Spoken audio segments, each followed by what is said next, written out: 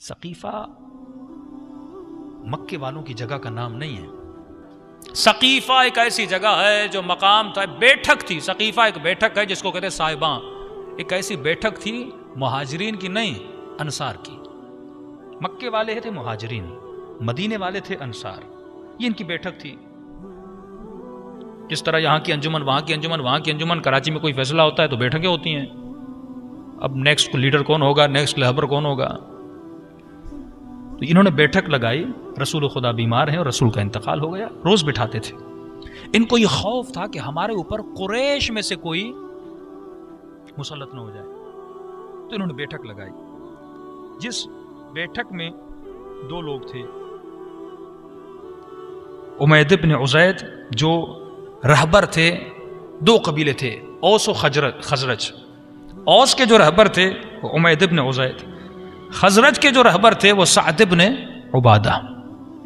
جیسے جناب عمر، جناب ابا بکر اور جناب ابو عبیدہ جراح، تین رسول کے صحابی. ان کو پتا چلا کہ انہوں نے سقیفے میں ایک بیٹھک لگائی ہے اور اگر ہم نے دیر کی تو یہ کسی کو خلیفہ بنا دیں گے. تو بقول ان کے کہ امت میں ایک فتنہ کھڑا ہو جائے گا. تو یہ جلدی سے وہاں پہنچے. یعنی رسول کا انتقال ہوا، علی دفن و کفن میں مشغول ہیں. امت میں یہ جھگڑا ہے کہ رسول چلے گئے، اب کون ہمارے اوپر حاکم ہو جائے گا. وہ عرب کا معاشرہ جو قبیلوں میں، جو عشیروں میں بٹا ہوا تھا، مختلف قبیلوں میں. یعنی آپ کو یہ نہیں پتا، ایک اونٹ پر 70 سال یہ لوگ لڑتے تھے، اتنے جاہل تھے. اب دو قبیلوں کے لوگ بیٹھے ہوئے. جناب عمر فرماتے ہیں کہ جب میں جا رہا تھا سقیفے کی طرف، کنت ازور فی نفسی، میں اپنے اندر سوچ رہا تھا کہ جب سقیفے میں جاؤں گا، یہ لوگ ایک رہبر بنا رہے ہیں، تو میں ایک نقشہ بنا رہا تھا کہ وہاں جا کے قریش میں سے ہم کسی کو خلیفہ بنا دیں. سوچ ہی رہا تھا، لیکن جب وہاں پہنچا تو جناب ابا بکر نے میرے ہاتھ کو پکڑ لیا. جو پھر وہی بات کہ جناب عمر شورٹ ٹیمپر والے تھے، بہت جلدی غصے میں آ جاتے تھے کہ یہاں پہ غصہ ہمارا کارآمد نہیں ہوگا.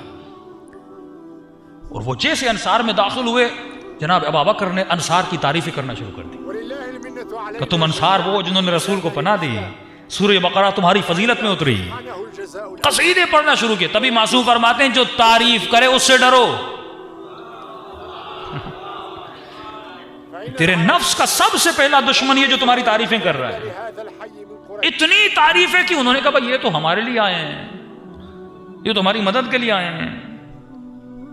تو انہوں نے کہا رسول خدا دنیا سے جا چکے ہیں،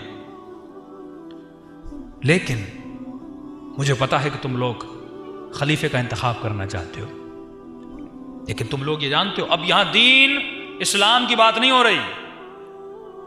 جناب ابا بکر یہ جملہ جاری کرتے فرماتے ہیں اعراب میں آج تک قریش کے علاوہ کوئی خلیفہ نہیں بنا.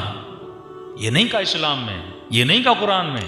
عرب میں اگر کوئی خلیفہ بنا ہے وہ قریش سے بنا ہے، تو لہذا خلیفہ قریش سے بنے گا. یہاں پہ انصار نے کہا کہ نہیں، ایسا نہیں ہو سکتا کہ آپ ہمارے اوپر خلافت کرو. کہ منا امیر و منکم امیر. مدینے کا ایک خلیفہ ہوگا، مکے کا ایک خلیفہ ہوگا. یہاں چھٹے امام، امام جعفر صادق علیہ الصلوۃ والسلام،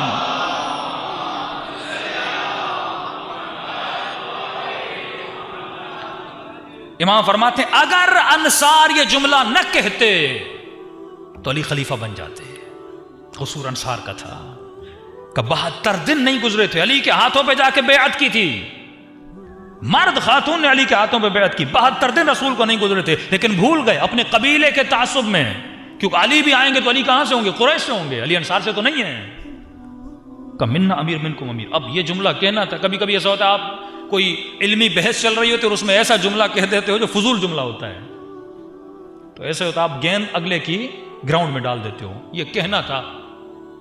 جناب ابا بکر نے کہا یہ تو پھنس گئے کہ یہ کیسے ممکن ہے کہ عرب میں دو حاکم ہوں. حاکم ایک ہوتا ہے، یہ عقل کے خلاف ہے. لو کان فیہما آلۃ الا اللہ، اگر خدا بھی دو ہوں تو کائنات نہیں چلتی. عرب میں دو حاکم کیسے ہو سکتے ہیں؟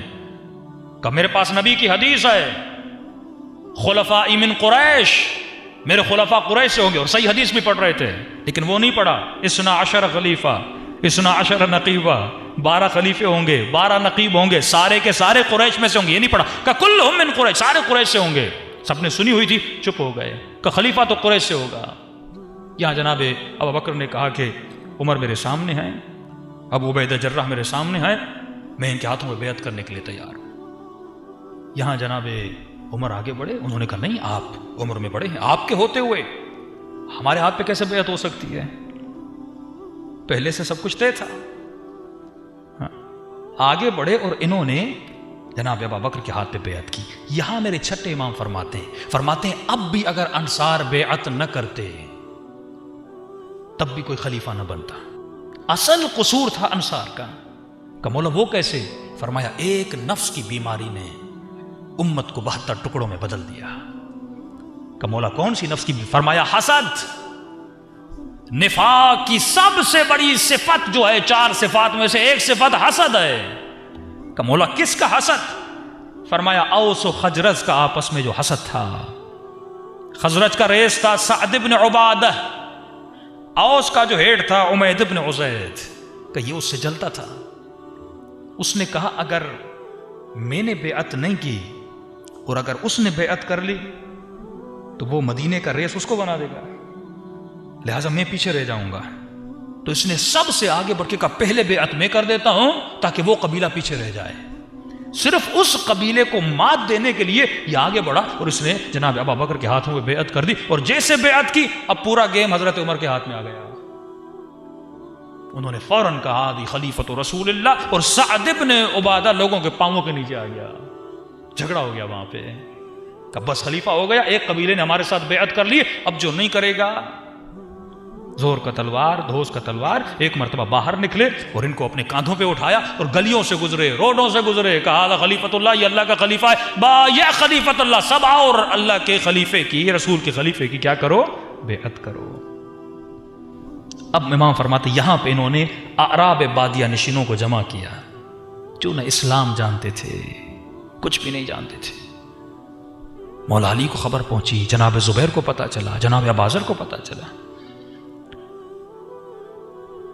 اور علی نے جناب ابابکر کو بلایا تھا اور پیغام دیا تھا صحیح بخاری میں کہ آنا تو اکیلے آنا، عمر کو ساتھ لے کر نہیں آنا، کیوں؟ پتا تھا یہ فوراً غصے میں آ جاتا ہے کہ میرے پاس آنا تو اکیلے آنا۔ آئے اور حضرت علی نے کہا کہ میں جنازے میں مشغول تھا، دفن و کفن میں مشغول تھا، نبی کا کفن خشک تو ہونے دیتے، اتنی جلدی بھلا کیا تھی خلیفہ چننے کی؟